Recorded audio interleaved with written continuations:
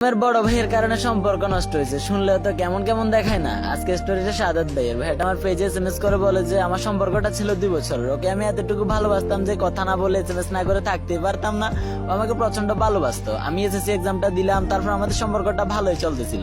আমার ফ্যামিলিটা ছিল মধ্যবিত্ত, সবকিছু ঠিক মতো মিলিয়ে নিতে পারতাম না। তখন পড়ালেখার পাশাপাশি একটা জব করি, এটাই চিন্তা করি যে ওকে হারানো যাবে না লাইফ। কারণ একটা সময় আসবে হয়তো ওর আব্বুর কাছে ওর হাতটা চাইবো, উনি তো প্রশ্ন করবেই যে তুমি কি করো। তখন যাতে বুক ফুলিয়ে বলতে পারি আমি জব করি, আপনার মেয়েকে খালি মুখে রাখবো না, ওর দায়িত্ব নেওয়ার মতো ক্ষমতা আছে আমার। এই কারণে জবটাকে বেশি প্রাধান্য দিতাম, একটু বড় লেভেলে আমি চিন্তা করতাম। কারণ ওকে লাইফ পার্টনার হিসেবে পাওয়ার জন্য ভালোবেসেছিলাম, ধোকা দেওয়ার জন্য না। মেয়েটা আমাকে খুব সাপোর্ট দিত, সবসময় বলতো যে তোমার পাশে আছি, চিন্তা করো না। হঠাৎ একদিন ওর বড় ভাই আমাদের সম্পর্কের কথা জানতে পারে, ওর মোবাইলটা কেড়ে নেয় এবং আমাকে কল করে, বলে যে তুমি কি কাজটা ঠিক করেছো। আমি বললাম ভাইয়া আপনি কি বলেন, আমি কি ভুল করেছি। উনি বলে তুমি যে আমার বোনকে ভালোবাসো, তুমি কি করো। আমি বলি যে ভাইয়া আমি পড়াশোনার পাশাপাশি একটা জব করি, আমি পরিবারের বড় ছেলে, আমি আমার ক্যারিয়ার নিয়ে অনেক ভাবি আর অনেক কিছু বলে যে আচ্ছা তুমি তোমার ক্যারিয়ারের পিছনে সময় দাও, আমি নিজের হাতে আমার বোনের হাত তোমার হাতে তুলে দেবো। আমার মনে তখন অনেক খুশি। তারপর এভাবে আমাদের সম্পর্কটা চলতে থাকে, দুজন দুজনকে নিয়ে অনেক ভাবতাম। হঠাৎ একদিন ওর বড় ভাই কল দিল, বলে যে ফারিয়াকে তোমায় ভুলে যেতে হবে। আমি বলি যে ভাই কি হয়েছে। উনি বলে যে তোমার কি আছে যে আমার বোনকে তোমার হাতে তুলে দেবো,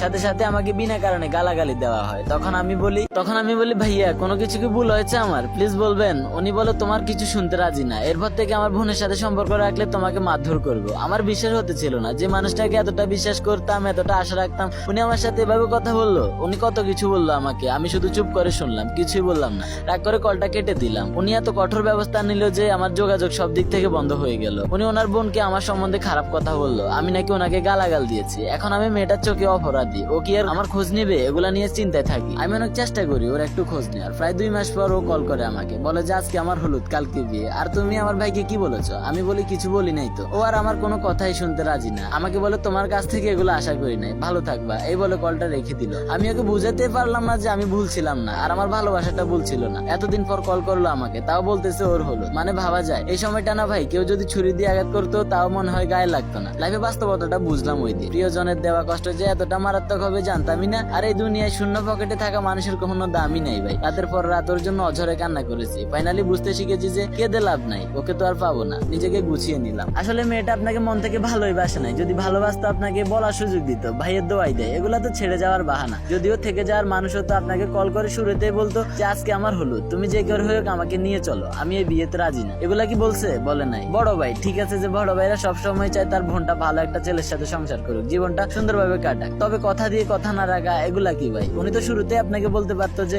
আমার বোনের পিছনে হেঁটো না। এই জন্য বলি দুনিয়াতে সবচেয়ে কঠিন কাজ হচ্ছে মানুষ চেনা। এই জায়গাতে এসে মানুষ থেকে যায়। আপনি চিন্তা করেন না, আল্লাহ আছে তো, ওনাকে বিশ্বাস করেন, আরো বড় উপহার পাবেন জীবনে। আসলে আমরাও ওইসব মানুষের কথা চিন্তা করি যে মানুষ এরকম কেমনে হয়। শীঘ্রই দেখা হচ্ছে নেক্সট ভিডিওতে। ভালো থাকবেন সবাই, আল্লাহ হাফেজ গাইস।